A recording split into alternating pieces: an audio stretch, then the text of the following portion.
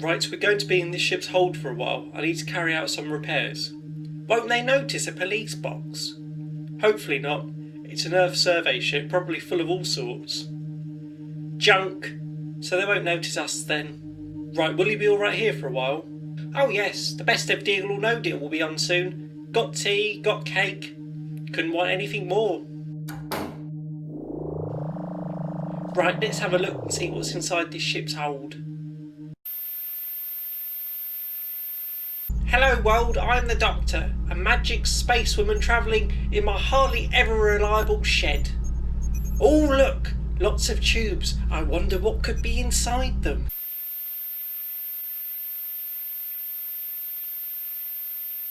Oh yes, I did battle with this chair of certain death many moons ago. Ah, but nothing was more potent and lasting than the deadly lure of bad curry 5. Oh my days.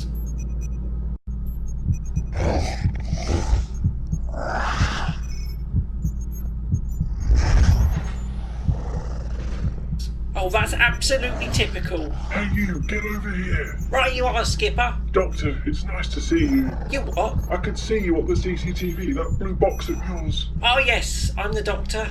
Alright. You're just what we need at the moment. Please come this way to the control room.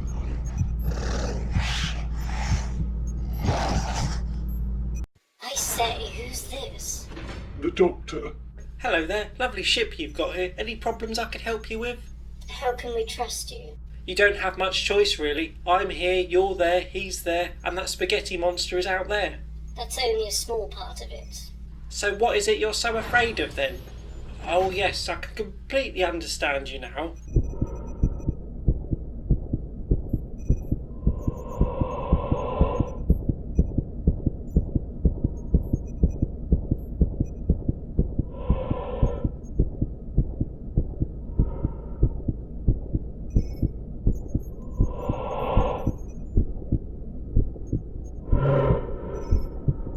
How did that end up in your ship? It used to be one of the crew.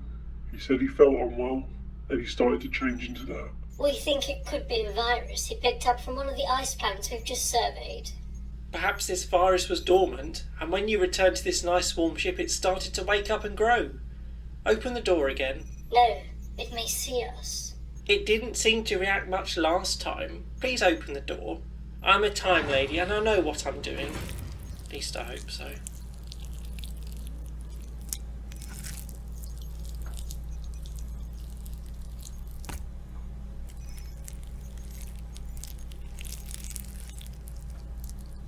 In the corner, them fleshy long sacks. How long have they been there? A few days. The thing produces them each time the heat goes above 35 degrees. Apart from one day when the heat got up to over 50 degrees and the creatures started to evaporate into water. Interesting. It must only be able to survive between certain temperatures. Then once it gets too hot it starts sweating away. Also, I think they're egg sacs. Where is this ship heading? Earth. Then it can't ever reach Earth with that on board. It could wipe out the human race with a virus like that. Then what do you think we should do about it, Doctor? Rule 1, don't let the heat get above 35 degrees. Rule 2, keep that door locked. Rule 3, if them egg sacs start to hatch, run.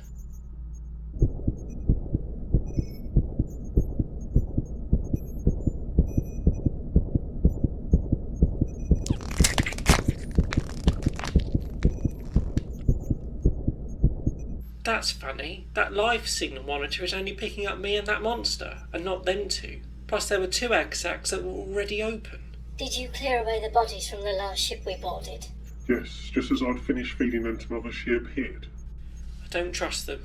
I need to confuse them. Right, come along my dear, we need to go and check on how much Bernard has moved up the corridor to see how much he's grown. Go with her. Feed her to Mother. And then I'll return to the hive.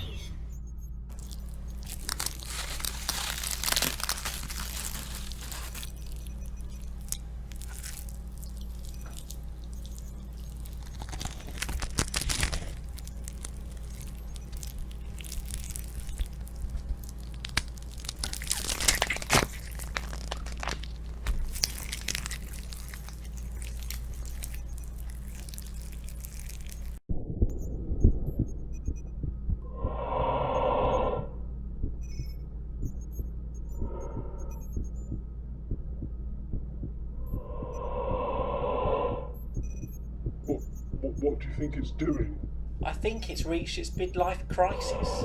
It started off small, eating everything it could find, had a growth spurt, then continued growing bigger and bigger, had its babies, and they're still living at home and also getting larger now.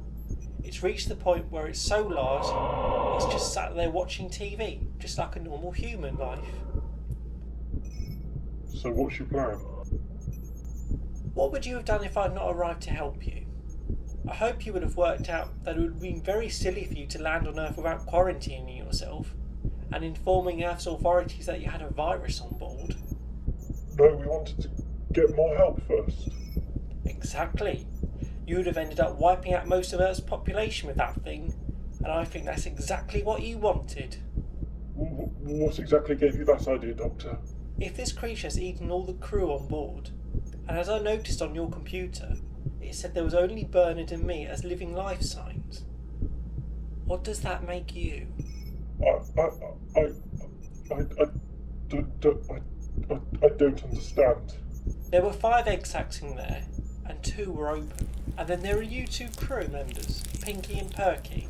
I think if you'd have landed, you'd have reverted back to your true form. You're clever old Doctor. But it's time to prove your grandmother's dinner. You are a silly man, aren't you? It will take you a few minutes till you revert back to your true form, and that will give me enough time to get back to the control room. Mother would be so proud of your stupidity.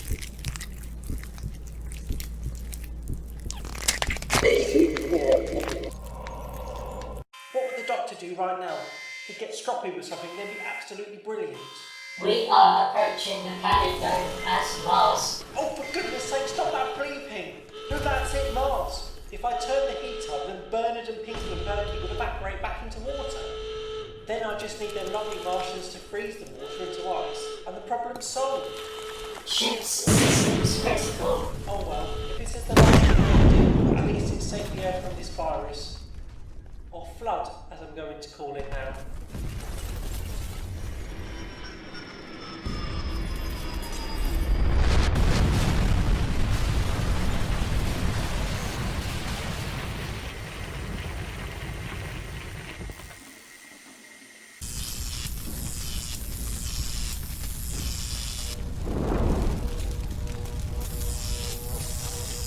No, please don't shoot. I'm the doctor. I need your help. You see that tub of water in there? Can you freeze it and lock it away? It's a virus. Because if it wipes out Earth, you won't be able to shop at Iceland anymore.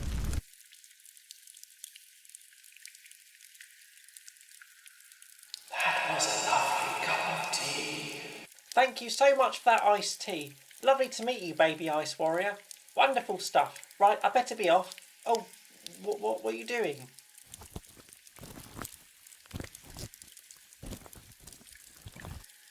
Oh, thank you for moving the TARDIS. You know, you may look fearsome, but you're not really. Thanks again.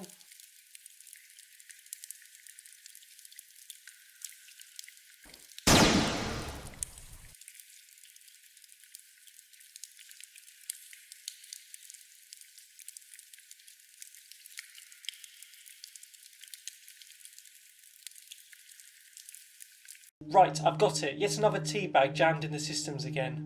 All working fine now. Have you been outside? Just popped out for a breath of fresh air. Anything interesting in the ship's hold? No, not really. Just saved the Earth from an alien virus, then met the ice warriors who make good iced tea. Not much out there really. Tea, Doctor? Oh yes, that would be lovely. Hang on a moment, did you just say ice warriors?